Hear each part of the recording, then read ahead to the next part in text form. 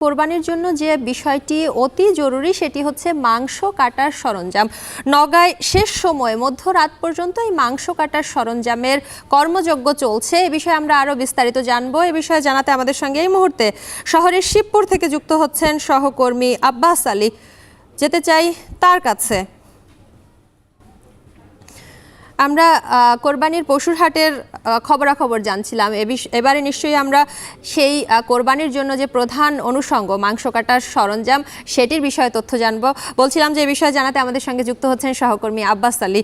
আব্বাস, জানতে চাই এবার এই মাংস কাটার সরঞ্জামের চাহিদা কেমন রয়েছে? আপনার যেই এলাকায় এই সব সরঞ্জাম তৈরি হয় সেই এলাকায় গতবারের থেকে এবারে যন্ত্রপাতির দামের তারতম্য কেমন?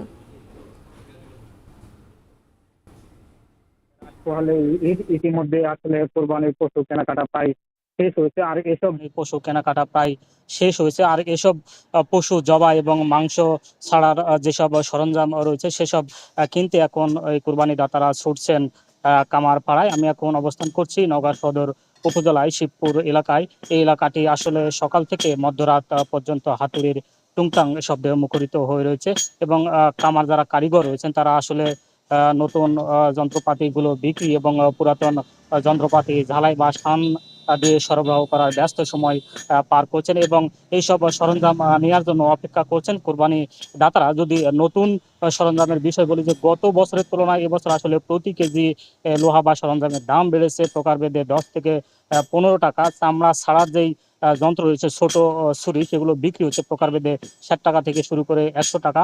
জবাইকৃত ছুরি বিক্রি হচ্ছে 700 টাকা থেকে শুরু করে 800 টাকা। ছোট বটি 500 টাকা এবং বড় বটি 700 টাকা থেকে শুরু করে 1100 টাকা পর্যন্ত বিক্রি হচ্ছে। তবে হাড়কাঠি বা চাপাতি যেটা বলি না কেন, সেগুলো কেজি দরে বিক্রি হচ্ছে 500 টাকা এবং প্রতিটি চাপাতিতে খরচ পড়ছে 700 টাকা থেকে শুরু করে 900 টাকা পর্যন্ত। যেহেতু নতুন সরঞ্জামের দাম বেশি, সেহেতু এবছর কোরবানি দাতারা আসলে পুরাতন সরঞ্জাম বা এগুলো শান বা ঝালাই দিয়ে পার করার চেষ্টা করছেন। প্রতিটি বটি বা ছুরিতে ঝালাই বা শান দেওয়ার জন্য খরচ পড়ছে 80 টাকা থেকে শুরু করে 150 টাকা এবং চাপাতি বা হাড়কাঠিতে খরচ পড়ছে 100 টাকা থেকে শুরু করে 120 টাকা পর্যন্ত। আমি কথা বলেছি এসব কারিগরদের সঙ্গে, তারা বলছেন যে গত বছর যেসব কয়লা তারা 50 কেজির কয়লা 250 টাকা পর্যন্ত বস্তা কিনতো, এবছর 100 টাকা বেড়ে তাদেরকে কিনতে হয়েছে 350 টাকা পর্যন্ত। অর্থাৎ কয়লার দাম বাড়তি এবং লোহার দামও কিছুটা বাড়তি রয়েছে। এ কারণে আসলে তারা বাড়তি দামে বিক্রি করছেন। অর্থাৎ প্রতিটি সরঞ্জামে